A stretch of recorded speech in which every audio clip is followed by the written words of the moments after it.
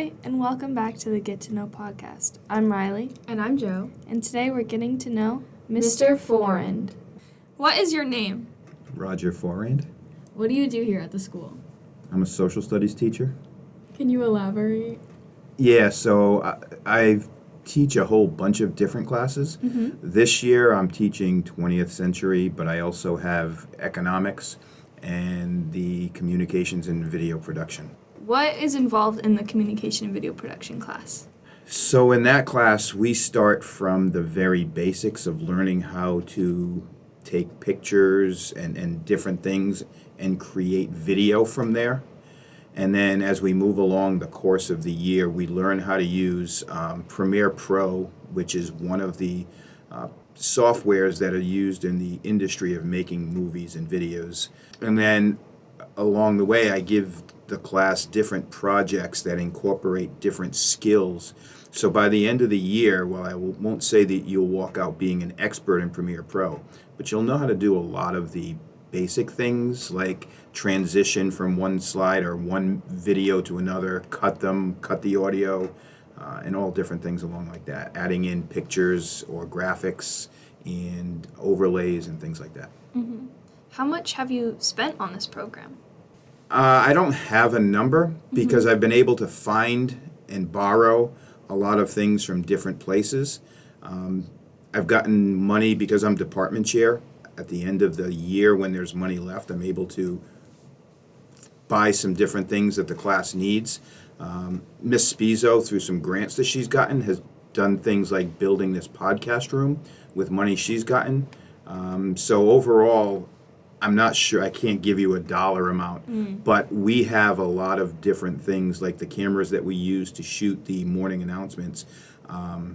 Today, buying those cameras are about $3,000 each, just the camera, not the batteries, not the lighting, not the other stuff. So, and how many of those do you have? We have 3 of those cameras. I have a couple of new cameras that just came in, 4K cameras this morning, actually. Those were only $250 a piece. And I've got a couple of other smaller Sonys also that the students can use. What inspired you to teach video production?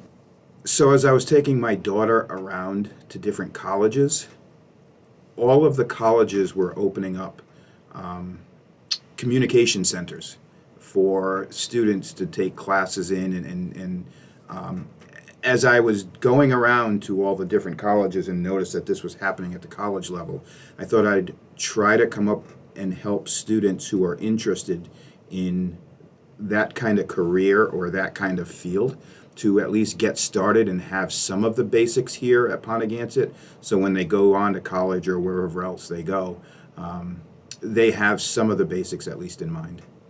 Plus, with the explosion of social media and kids making videos already, I figured why not give them a chance in school to have some fun doing the stuff that they want to do anyway. Yeah. What is it like running the morning announcements? It can be crazy at times. So the morning announcements go on at 7:48. So that means we have to have everything else done before then, which means getting the morning announcements, putting them together, getting what people don't always see is the work that the students come in, and right away the people who are on for the day, they've got to get their mics set up. They've got to read through the script. They've got to do mic checks because we got to make sure that the mics are working correctly. Sometimes we have problems, sometimes we don't. We got to make sure that the cameras are all in focus and that we can get onto the internet and all that stuff. So it's not a 5-minute process. Honestly, I'm here by 6:30 every day to get some of that stuff going, and as soon as students come in that are involved with it, they're working right away. Do you have any hidden talents? Do I have any hidden talents? Well, I guess I'm going to steal from Mr. Fiano a little bit from his podcast. I guess one of my hidden talents, I'd say, is I guess I can cook. It started off by necessity because my wife works later than I do, so I'd get home and decided that, hey, if I didn't want to eat at 7 o'clock or 8 o'clock at night, that I probably needed to start cooking. And it started easily with like cooking on the grill, but now I go into other stuff. Where are you from? I'm from Rhode Island. I grew up in Central Falls, Square Mile, a long time ago, way back when. And now I live in East Providence, so I've lived here all my life. What is your favorite song? My favorite song? That's a tough question. So, one thing I guarantee most people don't know about me is while I like a lot of music and I jump around from different genres at times, right now I'm kind of into country. And my two favorite artists at the moment would be Luke Combs and Kelsey Ballerini. And I think probably from Kelsey Ballerini, it's my hometown. Wow. Do you want to give us a demonstration? No, not at all. I am not, while I like music and I listen to it all the time, I am not musical. Okay. Did you always want to be a teacher? No, I did not. As a matter of fact, my first degree from college, when I went to Providence College, I have a degree in economics, which I thought I was going to get into the banking industry and spend my entire life doing that. But one of the other things I was doing at that same time was to put myself through school. I had a couple of different jobs that I would work all the time, and one was working in a community center with kids. And I also at that time was coaching high school basketball, girls basketball, at St. Raphael Academies. And as I graduated and started to work in the business world, I decided that I really, really enjoyed working with kids, especially at the high school age. So as I was about to get married with my wife, I walked away from a job that I had as the director of the community center, and went back to school for a few years to get my education degree. And then I've been here at Ponaganset ever since. So, going back to music really quick, you have seen a lot of musicals. I have. What is your favorite? Ooh, what is my favorite? That's another tough question, because I've seen so many of them. I think Wicked would have to be right up there with it, just because of the story that it tells from a different point of view. And one of the things that I try, and I think that's me in general, I try to get students to look at things from different points of view with what they're doing. That's why if you're in the video production class, I don't tell you exactly what to do. I give you a topic and let you run with it. If you're in my history class, I do the same thing. I let you look at things, and I try to really push people to look at things from different points of view to at least understand it. I didn't have to say, I don't mean accept it, but at least understand why things are happening. What is your favorite part about teaching? My absolute favorite part of the day, or my favorite part of teaching, is walking into the school and working with students. If I could get rid of all of the other stuff besides the teaching and working and communicating with students, I'd stay teaching forever. So, actually, on the first day of school, when we all came in and sat down, you said that you hated all students equally. Is that still true? Yes. So what I'm trying to get across on that first day is everybody's the same. It doesn't matter who you are, what you are. You walk into my room, everybody starts off on the same page. And then from there, you get respect from me, and you will keep the respect until you lose the respect for whatever reason you do. Almost no students ever lose that respect from me. But yeah, and it kind of goes along with my sense of humor that's sometimes difficult for people to see. You have a lot of flags in your room. Why do you collect those? So the college flags in my room every one of the flags in my room represent students that have gone to those schools. So if you come in the room and look around, a lot of people just look at like he collects college pennants and flags.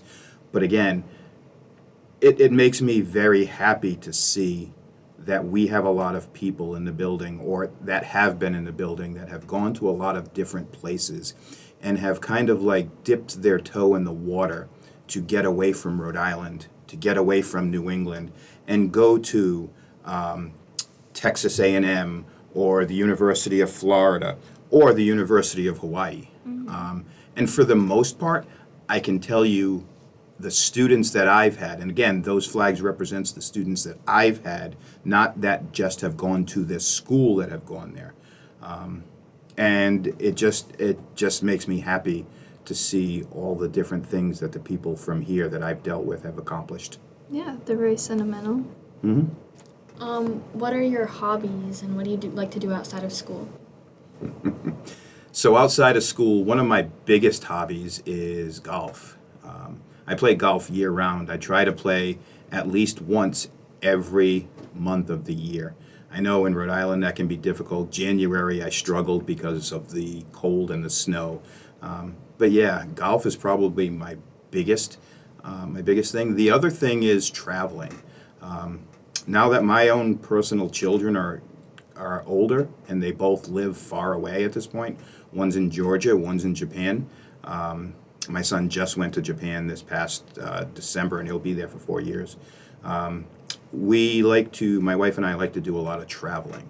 Last year, we went to Hawaii for a couple of weeks. This year, we're planning on taking a cruise from Iceland into the northern Atlantic part of Europe. We've been to the Mediterranean. We've been all across the Caribbean. We've been down to Central America, South America, Europe. So yeah, those are like two big things that we like to do. What is your favorite color? My favorite color. So I guess long term, my favorite color has probably always been purple. But you go through spurts. And if you went in and looked at my wardrobe of clothes, especially my dress clothes, it's probably a lot more blue in there than anything else. What's your least favorite color? My least favorite color. Well, and I know there's a dispute amongst a lot of you students, but I do have red hair. And as typical redheads, you don't usually wear red too often. So yeah, you don't very rarely ever see me wearing red. I feel you. Yeah, you would know, right? What is something you'd like to be able to do in your classes that you can't do now? Something. That's a tough question because I do consider myself a risk taker, so I do a lot of different things, even if they don't seem to relate to what we're doing. I think one of the things I'd like to do probably is do more field trips with the kids. Get you out of here. Get you to see other things going on. I think that's a fantastic idea. I think, well, with your class this year, we went to URI to see the school, but also their communications and stuff. And it's just amazing to me to watch what goes on. I was also lucky enough this year to go on the 9/11 New York trip. And I didn't know any of the students on that trip at all because they're 10th graders, and I don't typically teach 10th graders. And it was just amazing for me to watch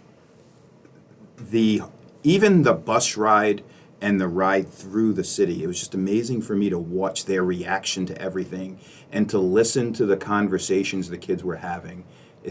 I just love seeing eyes opening to things that they've never seen before. So that's all of our questions for you today. Is there anything you'd like to say before we finish? No, just I really, really, really enjoy what you guys have taken under your wing here to do the podcast. I think you should be happy with what you're doing because there's a lot of people who listen to it and they get back to me and say, wow, this is really cool. And they think it's even cooler once they realize this isn't necessarily an assignment that I gave you, that you guys just took it on your own. So I think you guys need to be applauded for everything that you've done. Thank you. Thank you so much for listening to this week's episode of the Get to Know podcast.